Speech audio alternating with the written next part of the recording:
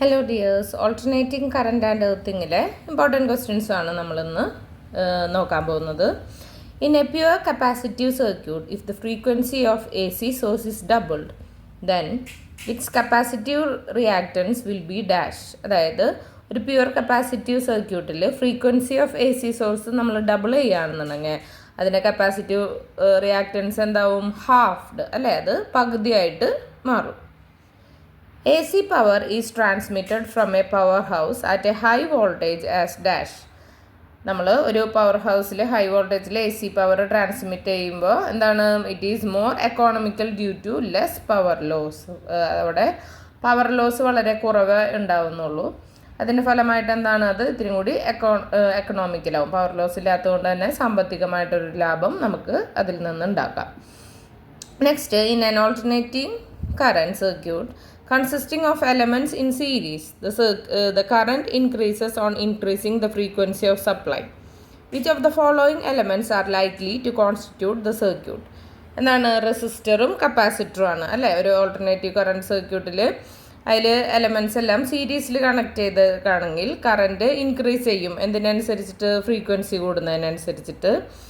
അപ്പോൾ എന്തൊക്കെ എലമെൻറ്റ്സ് ആണ് സർക്യൂട്ടിൽ? ഏതൊക്കെയാവും? റെസിസ്റ്ററും കപ്പാസിറ്ററും ആണ്.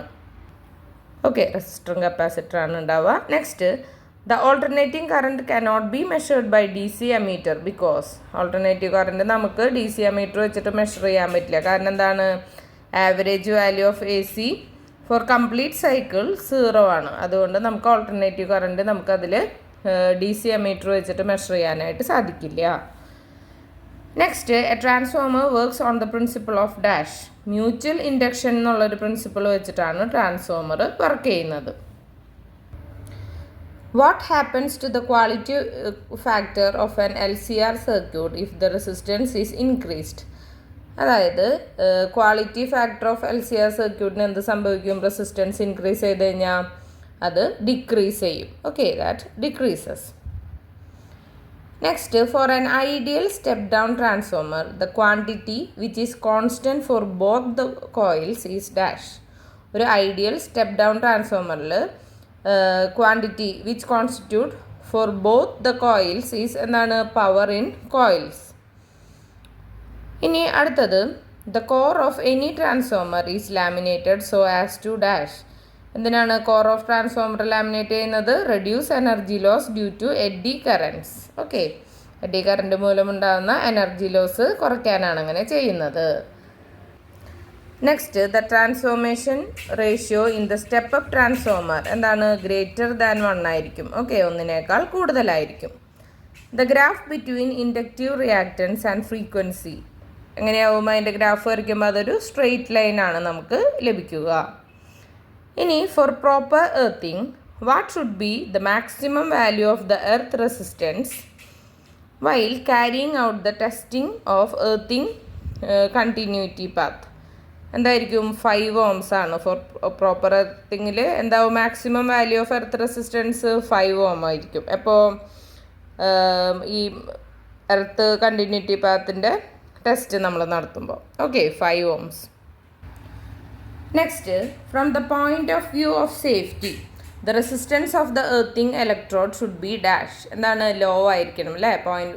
സേഫ്റ്റിയുടെ പോയിന്റ് ഓഫ് വ്യൂവിൽ നമ്മൾ നോക്കുകയാണെന്നുണ്ടെങ്കിൽ റെസിസ്റ്റൻസ് ഓഫ് എർത്തിങ് ഇലക്ട്രോഡ് എന്താവണം? ലോ ആയിരിക്കണം. Materials used in plate earthing ഏതൊക്കെയായിരുന്നു? വുഡ് കോളും ഉണ്ട്, സോൾട്ട് എർത്തിങ് പ്ലേറ്റ് ഉണ്ട്. അപ്പോൾ രണ്ടും കറക്റ്റാണ്. അപ്പോൾ A and B ആണ് answer, both. Okay. Minimum distance of underground cable from the foundation of a building should be dash. എത്ര ആയിരിക്കണം? 10 cm ആയിരിക്കണം. Minimum distance of underground cable എവിടെ നിന്ന്? ഫൗണ്ടേഷൻ ഓഫ് ബിൽഡിംഗ് തൊട്ടിട്ട് അണ്ടർഗ്രൗണ്ട് കേബിൾ വരെയുള്ള minimum distance എത്ര ഉണ്ടാവണം? 10 cm ഉണ്ടാവണം. ഇനി in house wiring, black and green wires indicate dash. എന്താണ് ഹൗസ് വയറിങ്ങിൽ ബ്ലാക്ക് ആൻഡ് വൈറ്റ് വയേഴ്സ് കാണിക്കുന്നത്? Neutral and earth respectively. അപ്പോൾ ബ്ലാക്ക് കാണിക്കുന്നത് ന്യൂട്രലിനെയും ഗ്രീൻ കാണിക്കുന്നത് എന്തിനാണ്? എർത്തിനെയുമാണ്.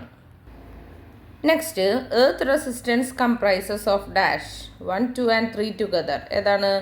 എർത്ത് റെസിസ്റ്റൻസ് എന്ന് വെച്ച് കഴിഞ്ഞാൽ resistance of soil away from ഇലക്ട്രോഡിനെ ബേസ് ചെയ്തിട്ടുണ്ട്. അതുപോലെ തന്നെ contact resistance between electrode and soil. Third one resistance of metal electrode. അപ്പോൾ ഈ 3 ഓപ്ഷനും കറക്റ്റാണ്. ഓക്കെ, അപ്പോൾ earth resistance comprises of these 3. Okay, അപ്പോൾ 1, 2 and 3 ടുഗദർ ആണ് answer. Next one, humans are more vulnerable to electric shock current at dash. 50 ഹെർട്സിലാകുമ്പോഴാണ് humans electric ഷോക്കിന് vulnerable ആവുന്നത്. എത്രയാണ്? 50 ഹെർട്സ് ആണ്.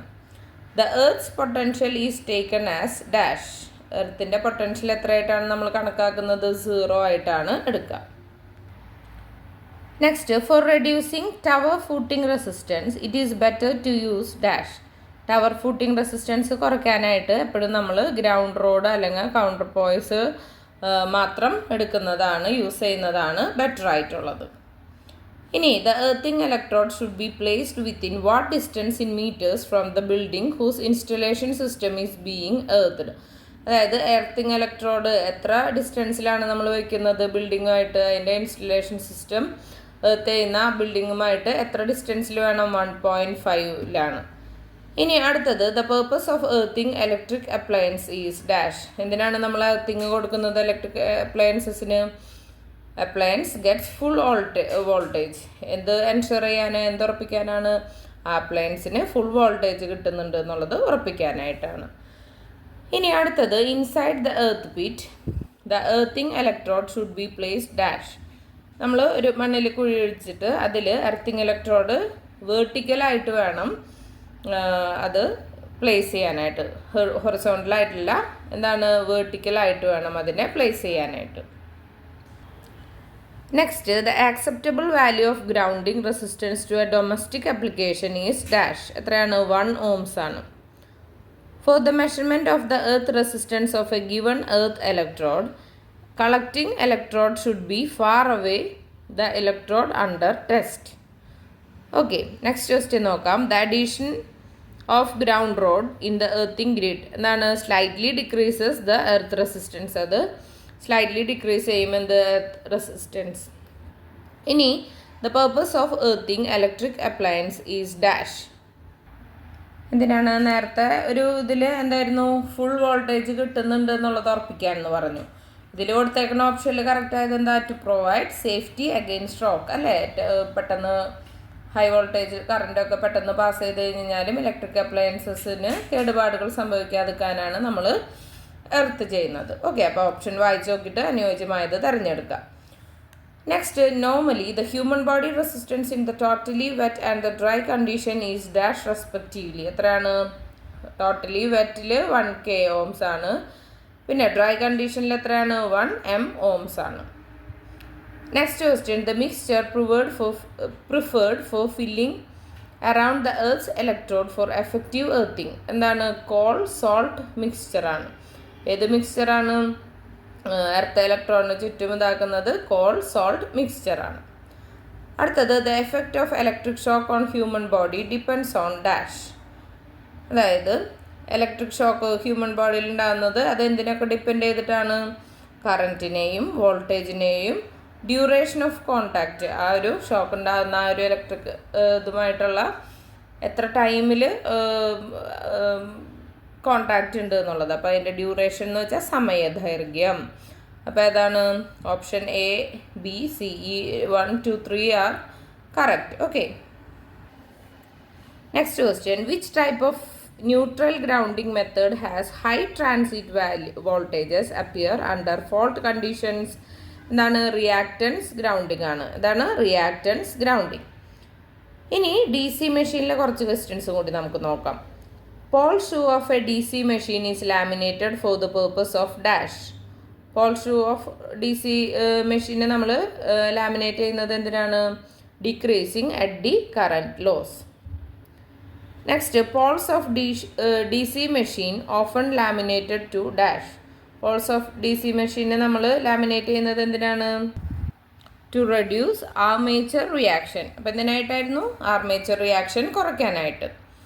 Next, the ventilating duct in most of the DC machines are dash എന്നാണ് radial as well as longitudinal.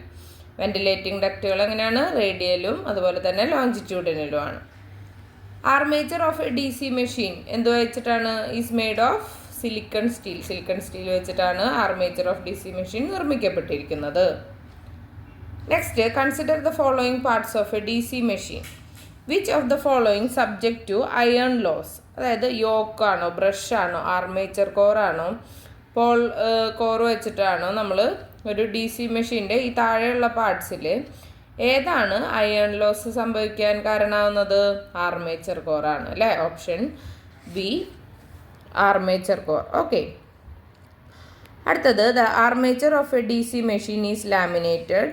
എന്തിനാണ് DC മെഷീൻ്റെ armature laminate ചെയ്യുന്നത്? To reduce eddy current loss. നേരത്തെ പറഞ്ഞതാണ്.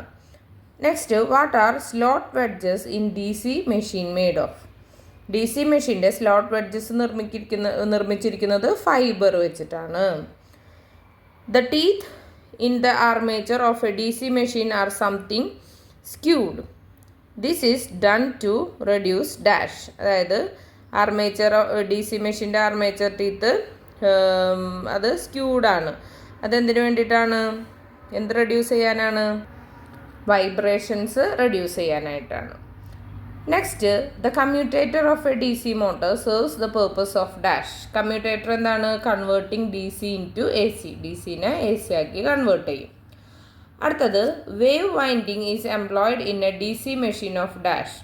ഹൈ കറൻറ്റും ഹൈ വോൾട്ടേജ് റേറ്റിംഗ് ആണ്. Wave winding is employed in a DC machine of എന്താണ്? High current and high voltage rating.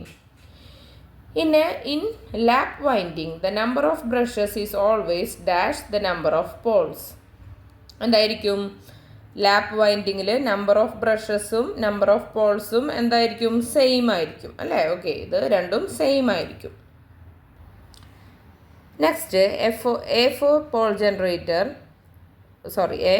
4-pole generator with 16 coils has a 2-layer lap winding. Pole pitch is dash എന്നാണ് 8 ആയിരിക്കും. ഇനി അടുത്തത്, welding generator will have dash. Welding ജനറേറ്ററിന് എന്തുണ്ടാവും? Lap winding ഉണ്ടായിരിക്കും. The number of parallel paths for a 4-pole duplex lap winding എന്തായിരിക്കും? എത്ര എണ്ണമായിരിക്കും? 8. Next, minimum number of coils for 400 volt, 6 poles lap connected DC machine for a maximum voltage of 15 volt between adjacent commutator segments should be എത്രയായിരിക്കും? 160 ആയിരിക്കും. Okay, അപ്പോൾ ഇത്രയുമാണ് ഈ ഭാഗത്തു നിന്നുള്ള ഇമ്പോർട്ടൻറ്റ് ക്വസ്റ്റ്യൻസ്. അപ്പോൾ എല്ലാവരും നല്ല പഠിച്ചത് റിവൈസ് ചെയ്യാനായിട്ട് ഈ ദിവസങ്ങൾ നോക്കുക. മാക്സിമം മൾട്ടിപ്പിൾ ചോയ്സ് ക്വസ്റ്റ്യൻസൊക്കെ ചെയ്ത് നോക്കുക കേട്ടോ.